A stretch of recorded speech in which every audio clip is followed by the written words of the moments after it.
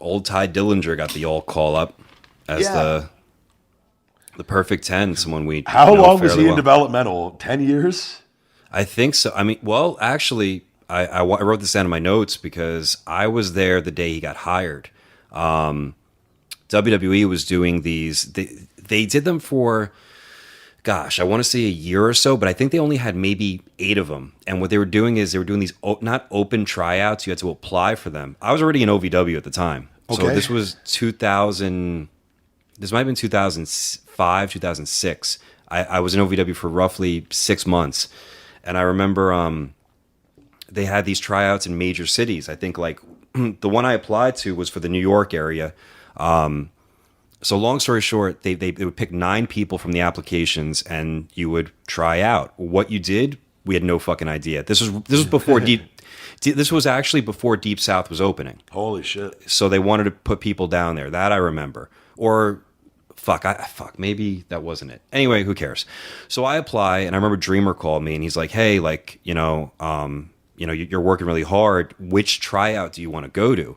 And he's like, "You can go to New York on Long Island, or you can go to Buffalo." Now, stupid me, I thought in my head, I went, "You know what? I'm gonna go to Buffalo because I bet you there's more competition on New York." And I'm like, "Let me just try Buffalo. That's no big deal." So I drove 10 hours, 11 hours up to Buffalo, and different people were in charge of different tryouts. So in charge of that tryout was Kern, Finley, and I think that was it. So I get there, and it's me. It's a guy named Hannibal, Tye Dillinger. What the hell was her name? She was in Impact for a little bit. One of the girls. Sounds hot. She's a little Canadian girl, blonde girl. Forgive me, I can't remember her name. She was with WWE for a minute too. Chris Rumbola, a guy named Turk Selleck, and I think there was like maybe 4 other people there. So, and the tryout sucked, man, or it sucked for a lot of us because they come to us like, we're just gonna give you like some light conditioning, and then we're gonna see what you guys are made out of. It was 750 squats. It would be 150 squats. You had to run around the arena 2 or 3 times. Another 150 squats, run around the arena 2 or 3 times. So it was basically like 750 to I think 1,000 squats, and then all these like basic drills. I literally wrestled 3 minutes there. I actually tripped and fell down the stairs too, which was very pretty embarrassing. Makes you stronger. Yeah, I look like a fucking idiot. So. But a lot of the guys that were there, I think 3 of them dropped off right away. They just fucking dropped like flies. That's why they do that, to get the pretenders out of there. Yeah, they were just beating the shit out of us. So we really didn't get to wrestle much, but and I remember it was a weird situation. Like I wrestled for 3 minutes and that was it. And then Fit was like, "Okay, that's enough." I'm like, "All right, shit, did I do that bad?" Did you tell him you're Irish? Well, it's funny because I went in there having bleached blonde hair at the time. And I'm probably the same size as Fit, and Fit's on the road. And Rip Rogers like, he doesn't want to fucking hire you. Like, why would he want another? Another Irish guy on there. Yeah, you guys had Irish heat. He actually, you know what? I'll say it here because this kind of, and I've said this story before on past shows. I like him a lot. And he's one of my he's in my top 10 easily. I watch him so fucking much. So I was wrestling with, they paired me up with the girl, and she was going very quick. So I would like call different reversals to her. And he yells from the outside. He goes, "I can hear you from here." And so I'm like, okay. We wrestle a little bit. I don't talk that often, for like another minute or so. And then start beating the shit out of the girl, not talking. Probably should have. And then at one point, just pound her.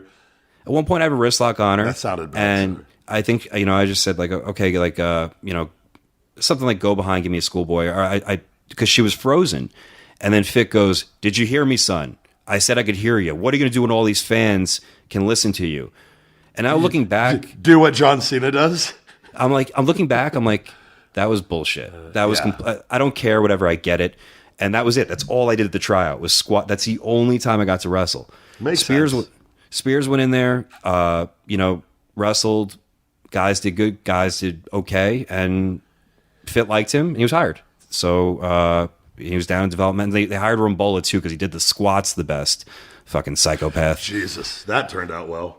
Yeah, And I remember like the running joke was like, oh, because the girl did the squats better than all of us. It was just like, it was horse shit. I was like, oh, I wasted time. And then, but Spears was a good trooper and good worker and hung in there and then got, released, rehired. And now he finally gets his moment. But another story is a week later, the tryout that I skipped was the one that Hawkins and Ryder were hired on. So I made the wrong fucking choice.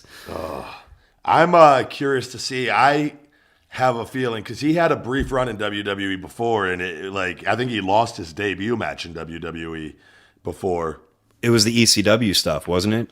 As Gavin Spears, I believe. Yeah, and he got rehired eventually, and was in developmental. He was in developmental for like 4 or 5 years, released for quite a long time, and rehired for like another 3 or 4 years. He definitely has the record by far. Yeah, he's him and Connor from the Ascension are the two tied with the longest time in developmental history. I think it'll be interesting to see because you see that group of guys that come up that are in that inner circle that are protected, and the other guys from NXT that come up that aren't, that are just thrown in, like the Tyler Breeze and the Vaudevillains and the Ascension and guys like that. And I wouldn't be shocked to see that go that route. I totally understand. Yeah, I do not think he is a Hunter guy by any means or whatnot. So, but he's up there, so hopefully makes some money and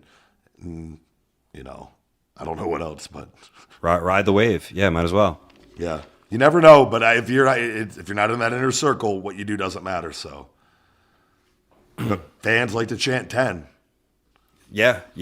I think he's actually mad at me because the last time I talked to him, granted, we play this like video game thing together. We're all in this like Jesus Christ, you guys, this fucking thing is so weird to me. The Clash of Clans. It's all weird. The chats and the fucking video games. I just don't get it. I do a lot of stuff, man. But like before, when he got rehired, I think he was already living in Tampa, and he came back and he was bouncing at a place, and I needed a job. Or I wanted like a bouncing job on the weekends. So he got me hired at the club he was leaving. And I went there, and it was a club called Boomerang.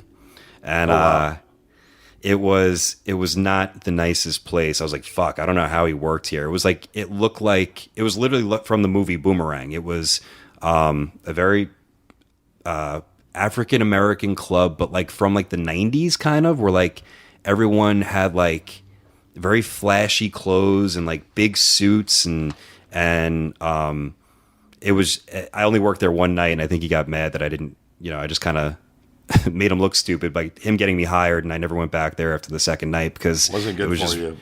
It was just really tough and I don't know. We've had some shit jobs over the years, man.